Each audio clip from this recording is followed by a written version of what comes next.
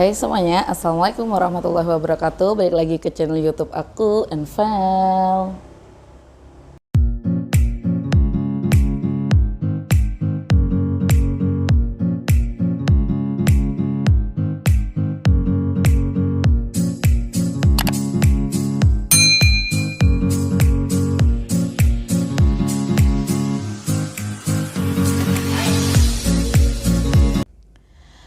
Nah, pada video kali ini aku akan memberikan informasi tentang kurikulum baru yang ini sudah wacananya udah sampai mana-mana, yaitu adalah kurikulum paradigma baru. Sebenarnya apa aja sih yang ada di kurikulum paradigma baru, bedanya dengan K13 apa?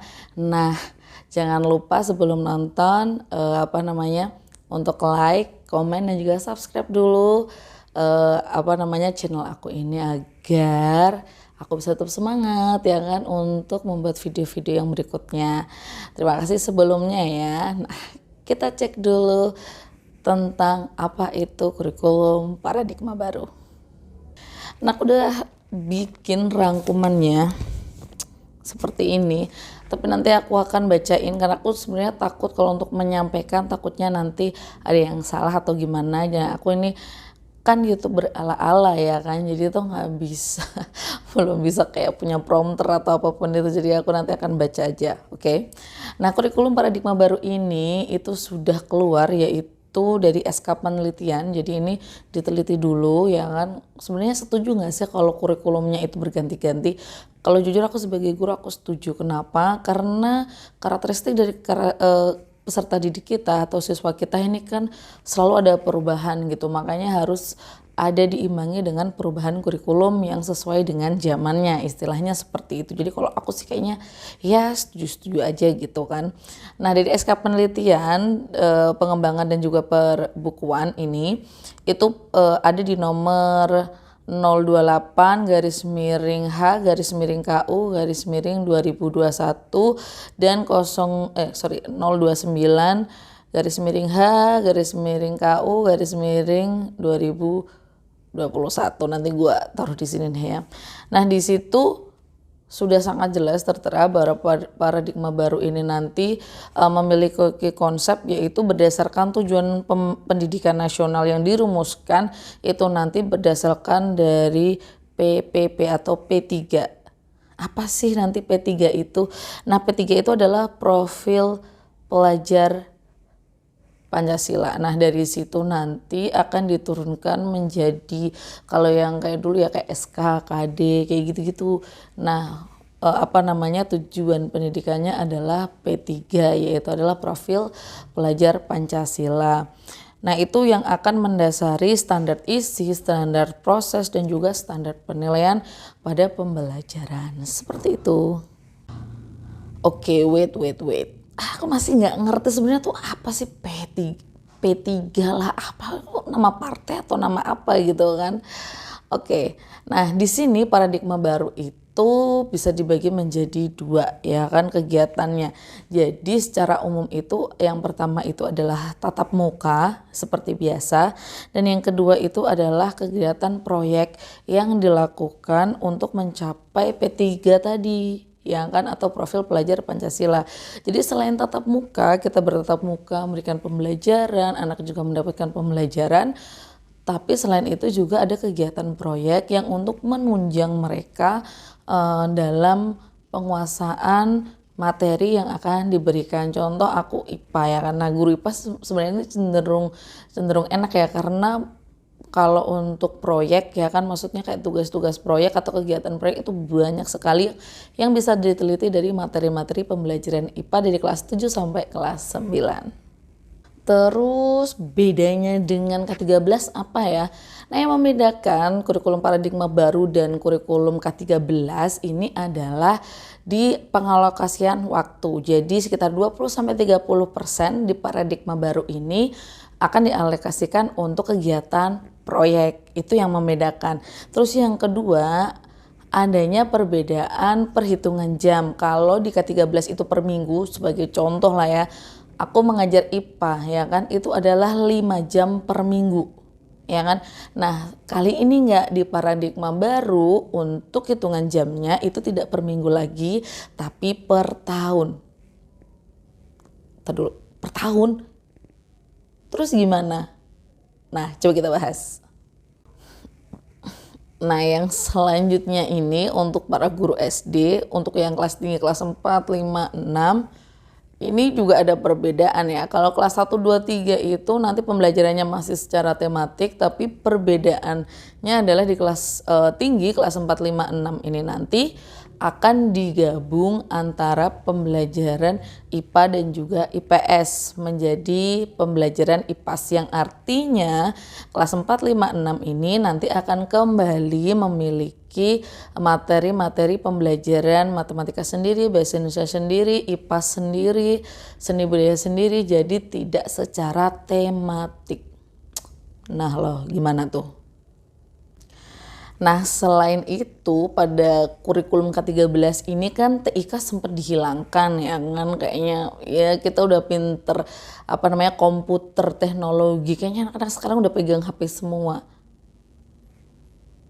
Tapi tenang aja, untuk di kurikulum paradigma baru ternyata nanti untuk TIK, pembelajaran TIK akan ada lagi. Ya kan, dan yang mengajar tidak wajib adalah guru TIK. Jadi semua guru boleh mengajar asalkan memiliki kapasitas dan juga memiliki kemampuan untuk mengajar mereka anak-anak di bidang pembelajaran TIK. Jadi nggak harus guru TIK gitu maksudnya. Nah, bedanya lagi nih ya, untuk paradigma baru ini tidak mengenal KI atau KD, kompetensi inti, kompetensi dasar, itu udah nggak ada, diganti dengan CP alias capaian pembelajaran ya kayak gitu. Sorry, gue harus ngeliat dulu ya kan, takut salah. Nah, betul, adalah CP atau dengan kata lain adalah capaian pembelajaran. Jadi nanti untuk KD-nya apa saja sih yang harus dicapai oleh anak-anak, nanti ada standarnya, yaitu adalah CP, capaian pembelajaran. Kira-kira kapan ya paradigma baru ini akan direalisasikan? Nah, untuk itu aku juga belum tahu sih. Tapi yang paling mendasar adalah untuk kurikulum paradigma baru ini akan diuji cobakan ke beberapa sekolah-sekolah penggerak atau sekolah-sekolah yang ditunjuk untuk memakai kurikulum ini, apakah nanti berjalan baik atau tidak. Nah, sebenarnya ada beberapa pertanyaan sih yang masih mengganjal di diri aku. Mungkin kalau kalian tadi dengerin ya kan beberapa poin di situ, timbul pertanyaan gak sih? Sebenarnya aku juga timbul pertanyaan ya. Semoga aja nanti di kolom komentar ada diskusi-diskusi agar kita bisa membahas kurikulum ini dengan lebih baik. Nah, pertanyaanku yang pertama ya kan itu tentang tadi pembagian jam secara bukan lagi per minggu tapi per tahun. Nah, kalau ini sudah selesai jam pembelajarannya ya kan, terus semester depannya kita harus ngapain gitu kan, maksudnya kegiatan proyek sudah, kegiatan tatap muka juga sudah, terus kalau dalam satu semester itu udah selesai, semester berikutnya kita ngapain? Padahal ya kan kalau kayak aku guru yayasan itu pasti dihitung per jam mengajar tuh berapa.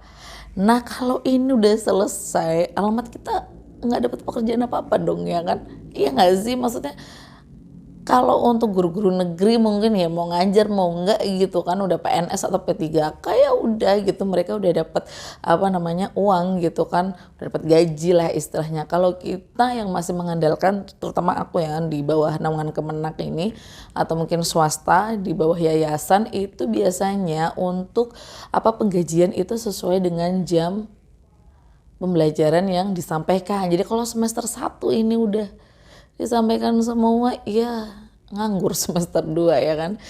Terus pertanyaan kedua, apakah semua sekolah ini bisa mengikuti dengan fasilitas yang banyak itu yang tidak memadai gitu.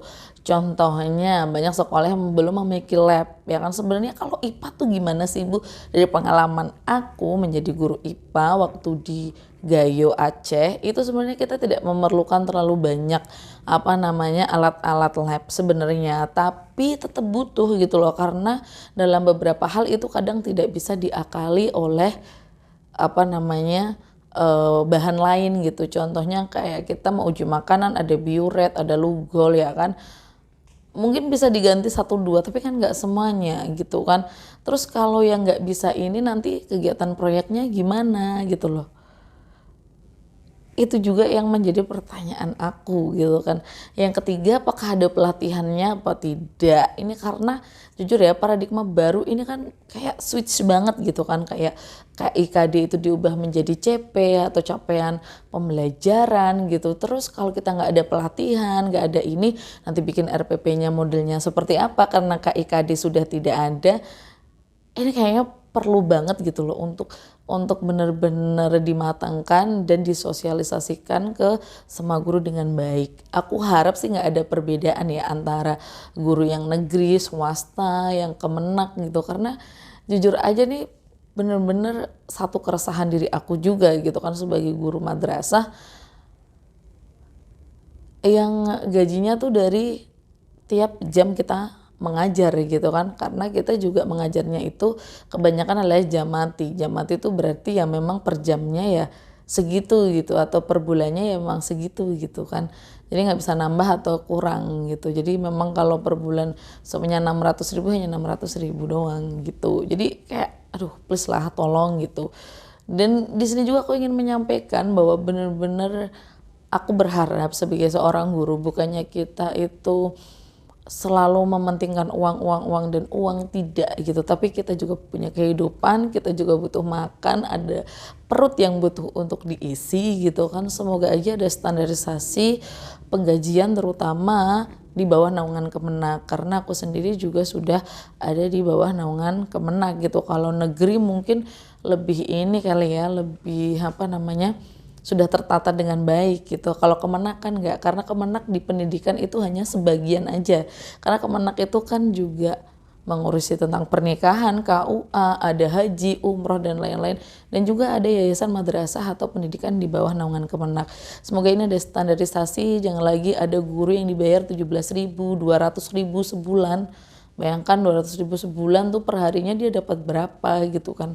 Buat bensin aja kurang gitu. Jadi please tolong para petinggi Kemenak ya, terutama untuk CPNS atau apapun itu, terutama di guru, tolong please banget contoh CPNS-nya Kemendikbud ya. Jadi kalau mau ada formasi itu yang jelas, di mana di daerah mana butuh berapa guru, please tolong ya. Jadi nggak serta merta itu hanya ditulis butuh 150 guru seprovinsi, terus nanti ditempatin di mana, nggak jelas banget pokoknya. Makanya aku berharap banget ada perbaikan sistem di situ, terutama untuk guru-guru Kemenak. Semoga ini bisa bermanfaat untuk kalian. Aku mohon maaf kalau ada salah-salah kata yang aku ucapkan, atau mungkin ya kurang informasinya, nanti aku cari lagi lah ya pokoknya. Terima kasih semuanya, jangan lupa like, comment, dan share, dan juga subscribe ya kan. Terima kasih semuanya. Wassalamualaikum warahmatullahi wabarakatuh. Dadah.